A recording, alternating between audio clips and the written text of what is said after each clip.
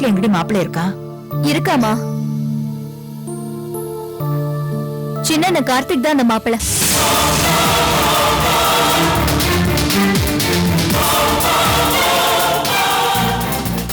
என்னடி பேசுற நீ? தெரிஞ்சுதான் பேசுறியா தெரியாம பேசுறியா? சாந்தியை மறந்துட்டியா? நான் அவளையும் மறக்கல, அவ பண்ண காரியத்தையும் மறக்கல. பொம்பளைக்கு ரெண்டாவது கல்யாணம் நடக்கும் போது அண்ணனுக்கு பண்றது ரொம்ப ஈஸி. நீ என்ன சொல்ல வரேன்னு புரியலையம்மா. அப்பா, பிடிக்காத பொண்டாட்டியோட வாழறது ரொம்ப பாவம். அதுவும் அவ வீட்டை விட்டு போயிட்டா. அவளையே நடிச்சிட்டு இருக்காம அவளை கை கழுவுறதுதான் புத்திசாலித்தனம். கை கழுவுறதுன்னா? சட்டப்படி கை கழுவ சொல்றேன். டைவர்ஸ் வாங்க சொல்றேன். விவாகரத்து வாங்கி அவளை அண்ணன் வாழ்க்கையில இருந்தே துரத்தலாம். அது நம்ம பண்ற துரோகம் இல்லையா? அடுத்தவங்க தப்பு பண்ணா பதிலுக்கு நாமளும் தப்பு பண்ணமா? அது பாவம் இல்லையா? என்ன பாவம் என்ன துரோகம்? நல்லா யோசிச்சா சாந்தி பண்ண தப்புக்கு நம்ம கொடுக்கிற தண்டனை இது. என்ன கேட்டா கடவுளா பார்த்து நம்ம வீட்டுல இப்படி நடக்க வச்சிருக்கான். ஏன்னா ரம்யா மனசுக்குள்ள அண்ணன் தான் இருக்கான். ரம்யா அண்ணனுக்காக காத்துட்டு இருக்கிறவ. என்னப்பா சொல்றீங்க?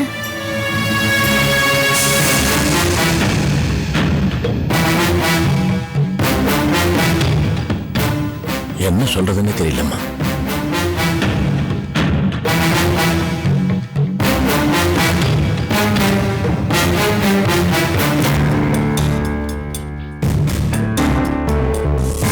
அண்ணா,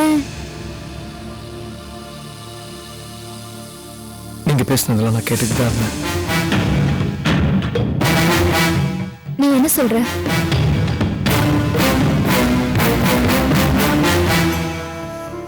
இல்லப்பா, சாந்தி என் வாழ்க்கையை விட்டே போயிட்டா. அவ மறுபடியும் இந்த வீட்டுக்கு வருவானோ இல்ல என் கூட வாழ்வானோ நான் நினைக்கவும் இல்ல, அதை பத்தி கவலையும் படல. அம்மா, எனக்கு இந்த புது கல்யாணம், அதுல கிடைக்கிற சந்தோஷம், ஒரு புது வாழ்க்கை, இதெல்லாம் எனக்கு ஈடுபாடே இல்லை. அப்பா, எனக்கு என்னமோ என் வாழ்க்கையை முடிஞ்சிட்ட மாதிரி இருக்குப்பா. கார்த்திக், நானும் இதை பத்தி எல்லாம் யோசிக்காத போது நீங்களே அதை பத்தி பேசிக்கிட்டு இருக்கீங்க. இப்ப இருக்கிற மனநிலைமைக்கு இந்த பேச்செல்லாம் தேவைதானா? விட்டுருங்க, தயவு செஞ்சு கல்யாண பேச்சை விட்டுருங்க. இன்னும் நிம்மதியா வாழ விடுங்க.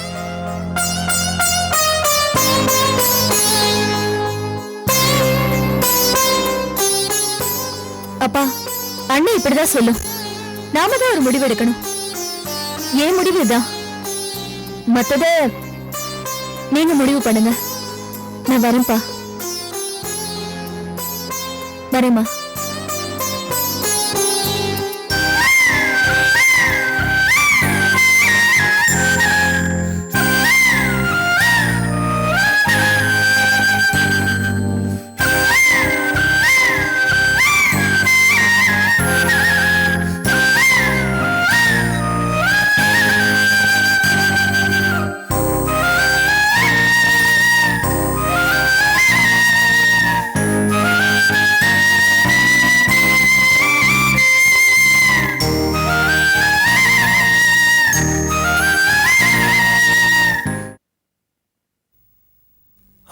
ரோஹிணி, எல்லாத்தையும் எடுத்து வச்சு எல்லாம் ரெடி ஆயிடுச்சுங்க. இப்ப நல்ல நேரம். நீங்க உடனே கிளம்பி போய் உங்க தங்கச்சி ஸ்வாதியை வாழ்த்துட்டு வாங்க. பொண்ணத்தாச்சி பொண்ணு வேற ஏதாவது வேணுமான்னு கூட கேட்டுட்டு வாங்க. சரி. நீங்க தானே மூத்தவர, நீங்க தான் பார்த்து பார்த்து செய்யணும். பழைய சுமூகமான உறவு இருந்திருந்தா இன்னும் நல்லா பண்ணிருக்கலாம். ஓகே, நான் வரேன்.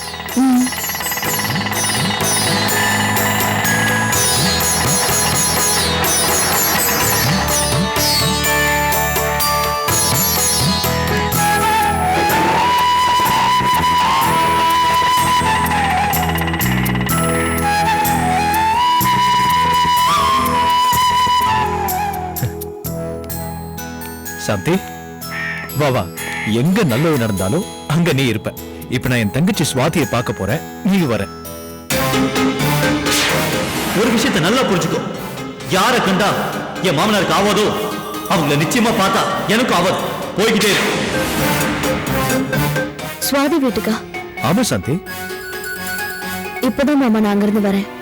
அப்படியா? Good good. சாந்தினா சாந்தி தான். என்ன நீ முந்திக்கிட்ட? ஆமா, உங்களுக்கு முன்னாடியே போய் நிறைய வாங்கிட்டு வந்திருக்கேன் பாருங்க. என்ன சாந்தி? சுவாதிக்கு நான் வாங்கிட்டு போனேன் மாமா, ஆனா கொடுக்க முடியல. என்ன சொல்ற சாந்தி? ஏன் மாமா நீங்க இங்க போக வேண்டாம். ஏன் என் தங்கச்சியை பார்த்து நான் சீர்லாம் கொடுக்க வேண்டாமா? மாமா நான் கொடுத்த சீர் எழிஞ்சு அப்படியே வந்திருக்கு பாருங்க. மாமா தப்பா எடுத்துக்காதீங்க. எனக்கு நடந்த அவமானம் தெரிஞ்சா உங்களால தாங்கிக்கவே முடியாது. என்ன வீட்டுக்குள்ளேயே விடல அந்த தினேஷ். நீங்க அபிராமிக்கு பண்ண துரோகத்துக்கு நானும் துணையா இருக்கேனா? என்னோட சீரும் ஆசீர்வாதமும் வேண்டாமா? என்ன வாசல்ல நிக்க வச்சு வாய்க்கு வந்தபடியெல்லாம் பேசி அவமானப்படுத்திட்டான். சுவாதி கிட்ட என்ன பேச விடல. என்னால ஒண்ணுமே பண்ண முடியல மாமா. சீ, மனுஷனா அவன்? நீ என்ன பண்ணு உண்மையில ஆத்திரத்தை காமிக்கிறான்? விரோதியா இருந்தா கூட வீட்டுக்கு வந்தா கௌரவப்படுத்தணும். அந்த சராசரி நாகரிகம் கூட அவனுக்கு இல்ல. இப்ப அவனுக்கு என்ன பண்ற பாரு. ஐயோ மாமா வேண்டாம், நான் பட்ட அவமானம் போதும். உங்க மேல இவ்வளவு கோவத்ததா என் மேல அவன் காட்டினான். மாமாவுக்கு பிடிக்காது யாரையும் அவனுக்கும் பிடிக்காதா. எல்லாத்தையும் மறந்துட்டு நன்றி கெட்டத்தனமா பேசுறான். அவன்கிட்ட நீங்க போய் அவமானப்பட வேண்டாம். பொறுமையா இருங்க மாமா. தயவு செஞ்சு நீங்க எதுவும் பேச வேண்டாம். எப்படி? ஆமாங்க, சாந்தி சொல்றதுதான் எனக்கும் சரின்னு படுது.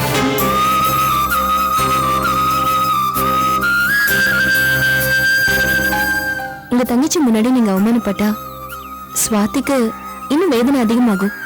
அப்ப நான் சுவாதியை எப்பதான் பாக்குறது? என் தங்கச்சியை நான் பார்க்கவே கூடாதா? பார்க்கலாம் மாமா. நம்ம சுவாதியை பார்க்க நான் ஏற்பாடு பண்றேன். தினேஷ் வீட்டுல வேண்டாம். உண்மையா சாந்தி?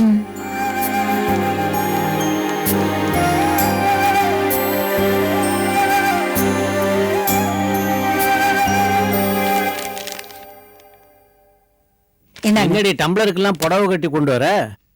சுடுதண்ணிங்க. சுடு தண்ணியா? உன் காஃபி இதே கலர்ல தானே இருக்கும், அதனால காஃபியோன்னு நினைச்சிட்டேன்.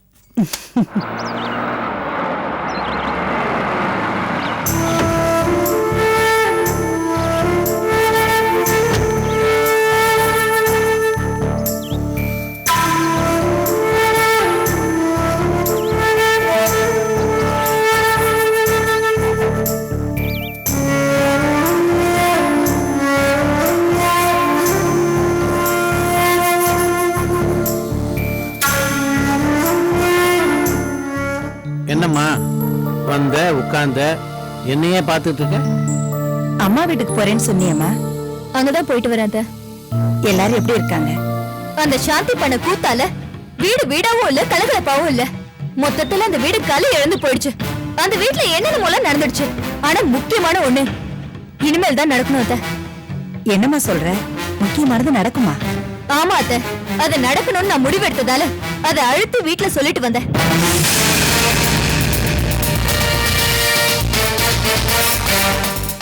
அபிராமி அண்ணியோட வாழ்க்கை கிட்டத்தட்ட முடிஞ்சு போயிடுச்சு.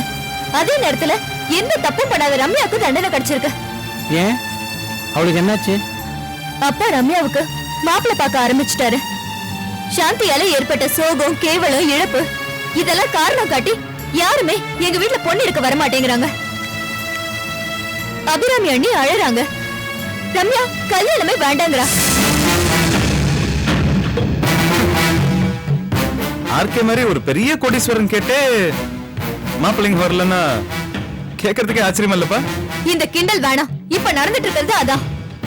அபிராமி அன்னைக்கு குழந்தை பாக்கியம் இல்ல, ரம்யாவுக்கும் அதே ப்ராப்ளம் இருக்குமோன்னு மாப்பிள்ளைங்க ஒதுங்குறாங்க. ரொம்ப ஆச்சரியமா இருக்கேம்மா. இப்படி எல்லாம் கூட பிரச்சனை வரும்? வந்துருச்சு மாமா. துரோகம் பண்ணவ சாந்தி, ஆனா தண்டனை அனுபவிக்கிறவங்க அபிராமி அண்ணி ரம்யாவும். ரம்யாவுக்கு கல்யாணம் நடந்ததா அபிராமி அன்னைக்கு சந்தோஷம். நீ சொல்றது கரெக்ட் தான்.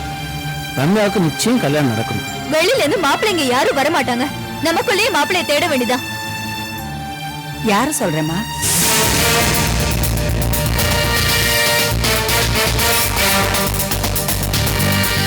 இந்த குடும்பத்தோட பின்னணி தெரிஞ்ச ஒருத்தரால தான் ரம்யாவுக்கு வாழ்க்கை கொடுக்க முடியும். எங்க கார்த்திக் அண்ணனால மட்டும்தான் ரம்யா கழுத்துல தாலி கட்ட முடியும்.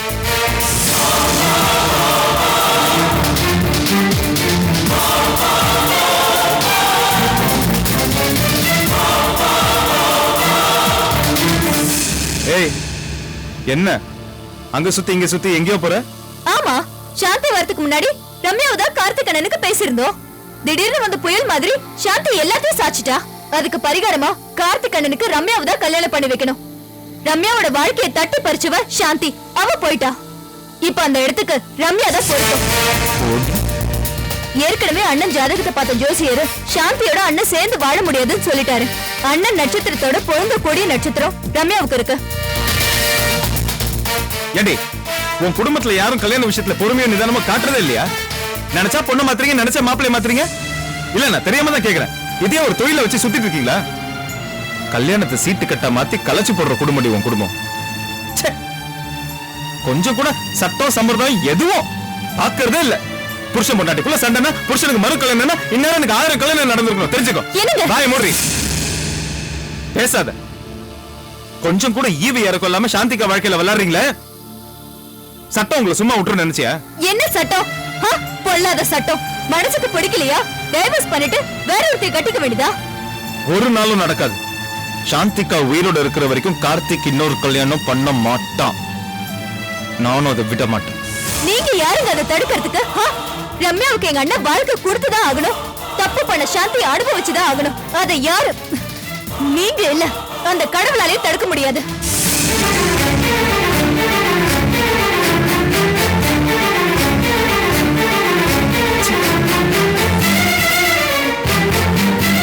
சாந்தி தப்பு பண்ணிருக்கலாம். ஆனா அதுக்காக இவ்வளவு பெரிய தண்டனை அவளுக்கு கொடுக்கறது கொஞ்சம் கூட நியாயம் இல்லை. பரவாயில்லடா அர்ஜுன், நீ என்ன மாதிரி நியாயமா தான் பேசுற.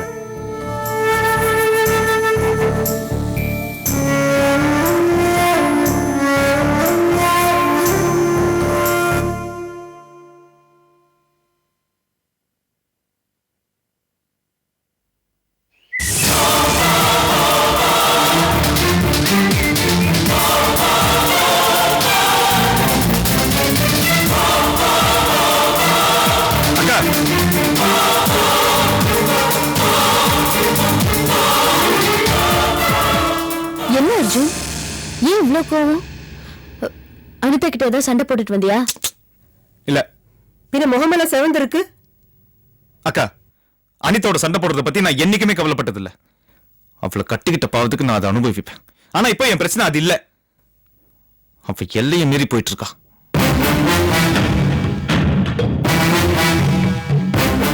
சொல்லவே வெக்கமாவும் கூச்சமாவும் இருக்கு. சிச்சி, இப்படி கூட ஒரு பொண்ணு இருப்பா. அவளை இப்படி வெட்டி போட்டுலாம் போல தோணுது. என்னப்பா சொல்ற? அக்கா, மாமா வீட்டுல ஒரு சதி ஆலோசனை நடக்குது. அதுக்கு மந்திரி என் பொண்டாட்டி, தலைவி அந்த சகலகல்லவல்லி அபிராமி. அப்படி இப்படி திட்டம் போட்டு சதி பண்ணி உங்களை வீட்டை விட்டு தரத்தியாச்சு. அந்த அபிராமி ஆபீஸ்ல பொறுப்பெடுத்து நாற்காலியில உட்காந்துட்டா. அடுத்த கட்டம் என்ன தெரியுமா? சொல்லவே நாக்கு கூசுது. என்ன அர்ஜுன்? கார்த்திக்கும் உங்களுக்கும் டைவர்ஸ் பண்ணி பிரிச்சிடணுமா. அதுக்கப்புறம் அந்த ரம்யாவை கார்த்திக்கு கல்யாணம் பண்ணி வைக்கணுமா. இத சொன்னது என் அருமை பொண்டாட்டி. இது அவ்வளவு சொல்லிருப்பான்னு நினைக்கிறீங்க? கண்டிப்பா இல்ல. அதான் இந்த மாதிரிலாம் சொல்லி கொடுக்கறதுக்கு அந்த வீட்டுல ஒருத்தி இருக்கல. அவ சொல்லிதான் இவ சொல்றா.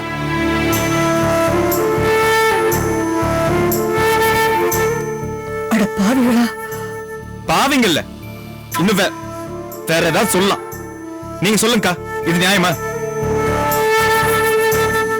இது என்ன அக்கிரமம்? இதை யாராவது ஒத்துப்பாங்களா? யாரு வேணாலும் ஒத்துக்கிட்டோம், ஒத்துக்காம போட்டோம். ஆனா அப்படி ஏதாவது ஒண்ணு நடந்துச்சு, அந்த அபிராமிய வீடு புது கொன்னுடுவேன். என்ன நினைச்சிட்டு இருக்காவ? அதானே சாந்தி அம்மாவை கேட்கறதுக்கு ஆளுநர் நினைச்சிட்டு இருக்காங்களா?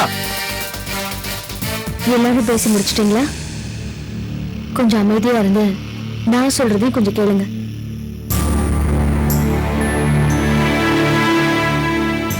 அர்ஜுன் சொன்ன விஷயத்துல இவ்வளவு பதட்டப்படுற அளவுக்கு என்ன இருக்கு?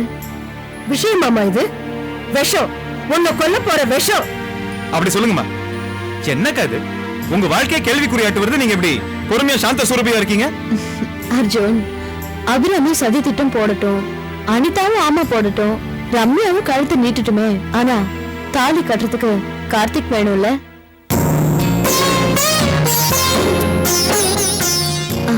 கார்த்திக் மேல எனக்கு நம்பிக்கை இருக்கு.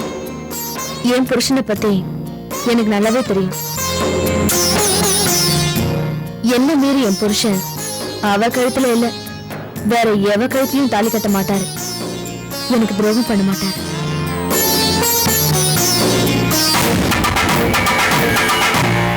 வச்சு விடுப்பா.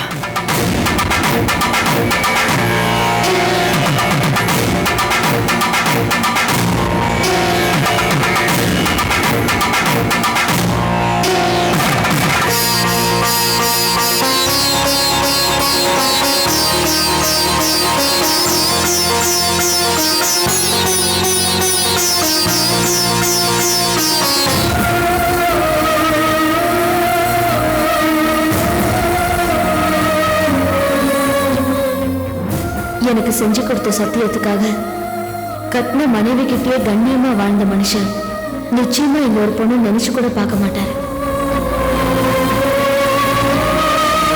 அக்கா, உங்க நம்பிக்கையை நான் தப்பு சொல்ல, ஆனா நடைமுறையில் அப்படி தெரியலையே. நீ என் தம்பி, உன்கிட்ட சில விஷயங்களை சொல்ல முடியாது, சொல்லவும் கூடாது. அவர் என்ன கல்யாணம் பண்ணிக்கிட்டதுக்கு காரணமே வேற. அவர் ஒரு பெரிய தியாகி. தீபத்தை கலங்க சொல்ல முடியாது. தீபம் தான், ஆனா எந்த தீபமும் சாதாரண காத்துக்கே அணைஞ்சிரும், தெரியும்ல. இந்த அபிராமி புயல் மாதிரி யோசிச்சுக்கோங்க. தீபமா? அக்கா, நீங்க கல்யாணம் பண்ணும் போது இருந்த கார்த்திக் வேறக்கா. அப்ப அவன் முடிவு அவனே எடுத்துட்டு இருந்தான். ஆனா இப்போ அவன் கூட அன்னி வடிவில் இருக்கிறது ஆலகால விஷம். அது பரவுச்சுன்னா எல்லாரும் உயிரும் போயிடும். அவ்வளவு போய் முட்டாள்தனமா நம்புறானே. அக்கா, எனக்கு நம்ம கார்த்திகை நினைச்சு கூட பயம் இல்ல. ஆனா அந்த அபிராமி கல்லுல நார் உரிக்கிறவன். அவ ஏதாச்சும் இவங்கிட்ட சொல்லி இவனை குழப்பி அவன் மனசு மாத்திட்டானா?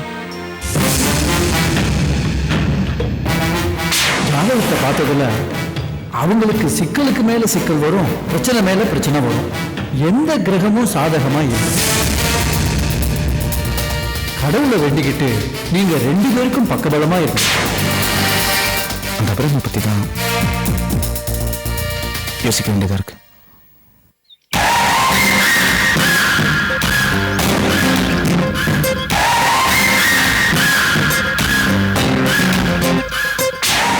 நம்ம வீட்டுல எங்கடி மாப்பிள்ளை இருக்கான்? இருக்காமா? சின்ன கார்த்திக் தான் அந்த மாப்பிள்ளை.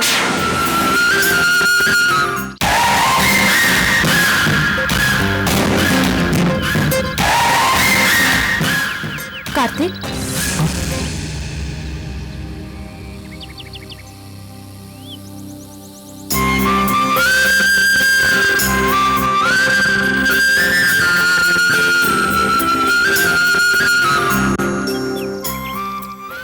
என்ன நீ? அனிதா வந்ததையும் அவ பேசினதையும் ஒண்ணு விடாம அத்தை என்கிட்ட சொல்லிட்டாங்க. பாவம், அவ சின்ன பொண்ணு. என் மேல இருக்கிற பரிதாபத்திலையும் உன் மேல இருக்கிற பாசத்திலையும் இப்படி எல்லாம் பேசிட்டு போயிட்டா. அண்ணி, அந்த விஷயமா இருப்பா, இதுல நான் உன்னை எந்த குறையுமே சொல்லல. என் மேல மரியாதையும் பாசமும் வச்சிருக்க. என் தங்கச்சிக்கு ஒரு வாழ்க்கை வேணும்டா.